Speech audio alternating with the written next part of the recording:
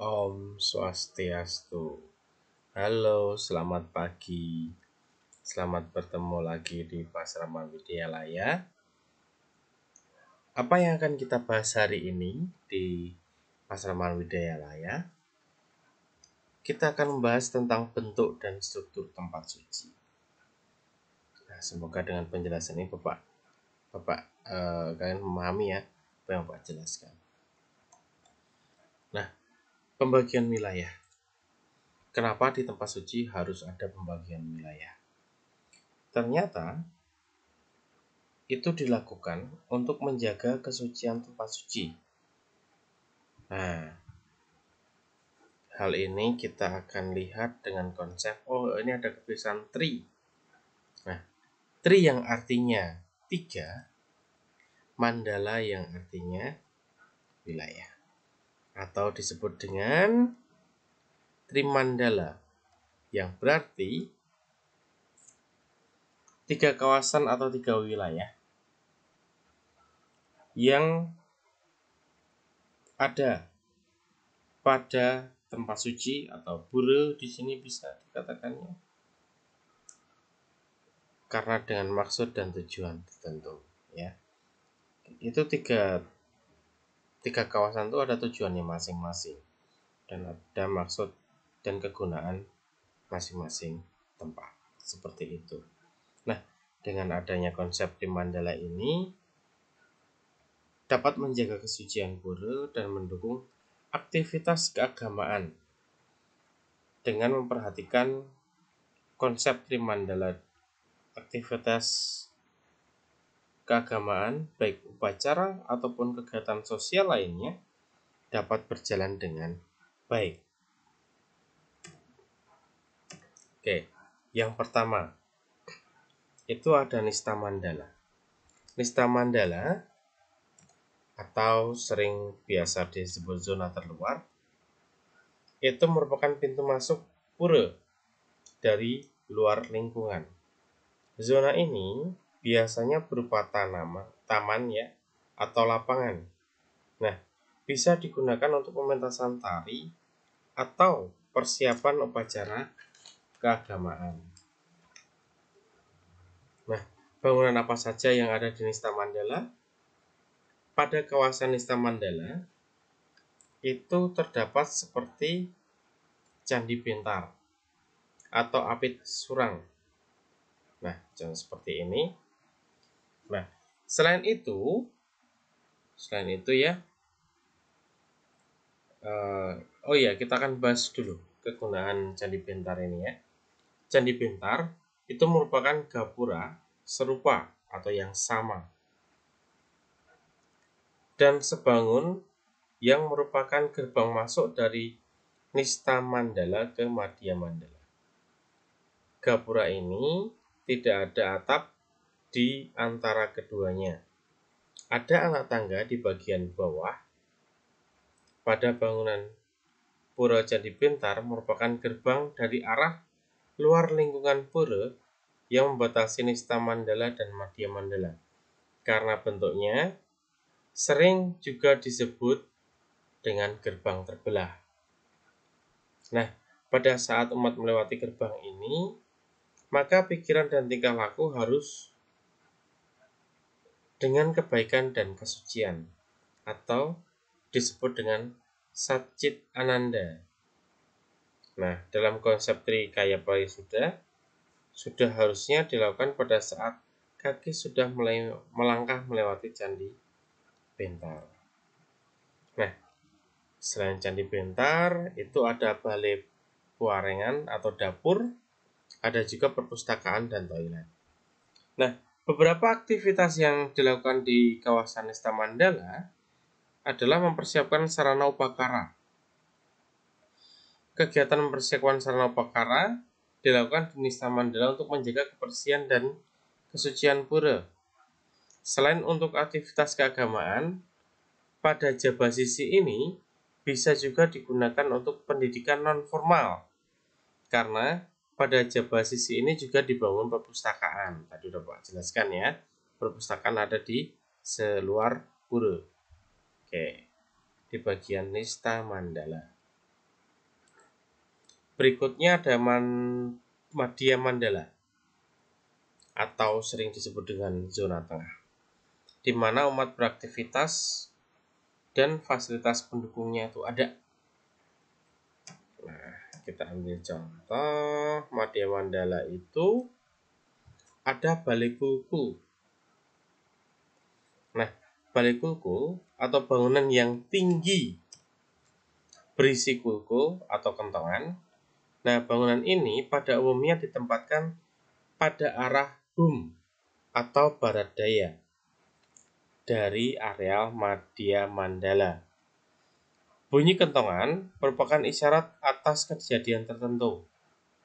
Bunyi kentongan atau kulkul bisa berbeda antar setiap daerah dan memiliki ciri khusus.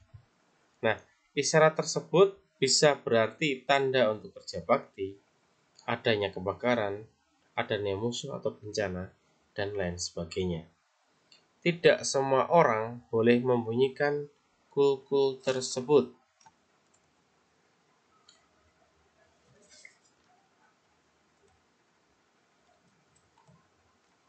Berikutnya ada wantilan.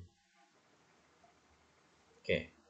Wantilan adalah bangunan besar di mana umat mempersiapkan persembahyangan, terutama untuk umat yang berasal dari jauh, tempat di mana mereka akan mengecek peralatan sembahyang yang digunakan atau dibawa. Selain itu, wantilan juga berfungsi sebagai tempat pertunjukan seni, tempat bermalam, tempat mempersiapkan piodalan, latihan menabuh, menari, dan lain sebagainya. Wantilan ini tidak selalu ada di pura.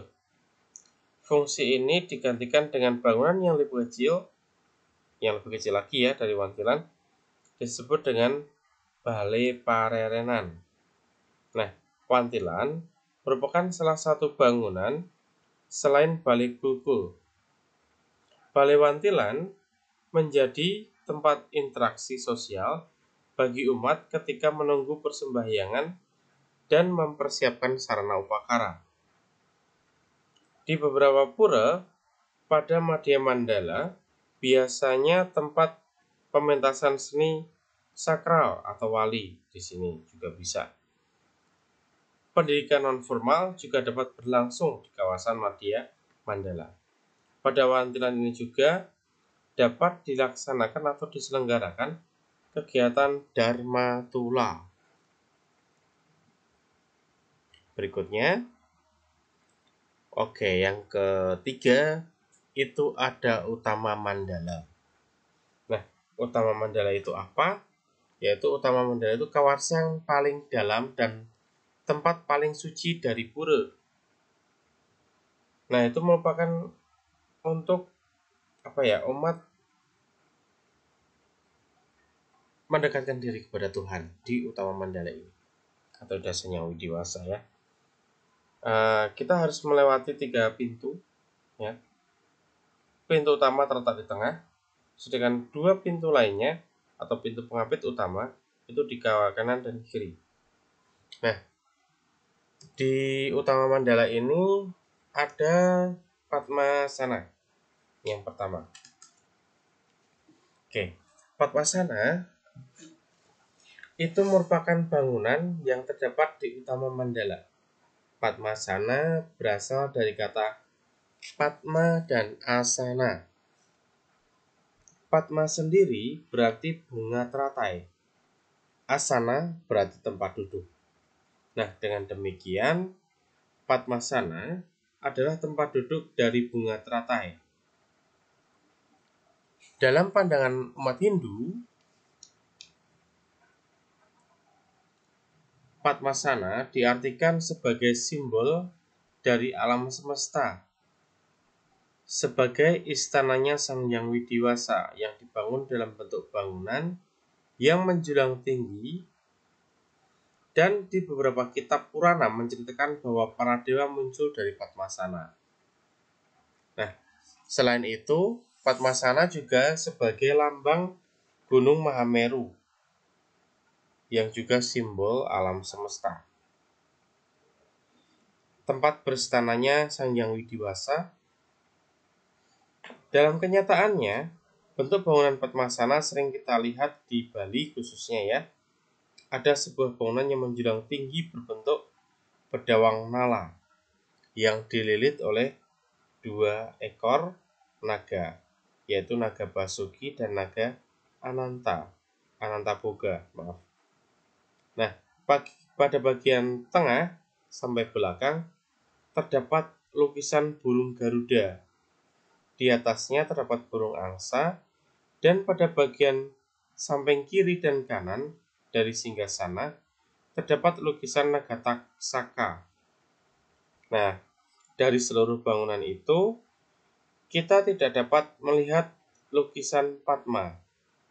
Untuk mengetahui semuanya, ada baiknya kita memperhatikan puja yang digunakan oleh pendeta, atau di sini pendeta Siwa Buddha ya, pada saat menstanakan atau melinggihkan Sang Hyang Widiwasa.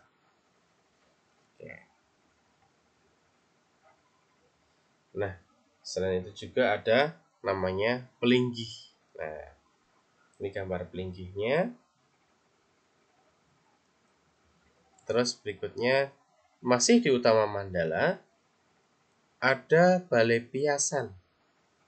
Nah, gambarnya seperti ini. Terus ada balai pepelik yang gambarnya seperti ini.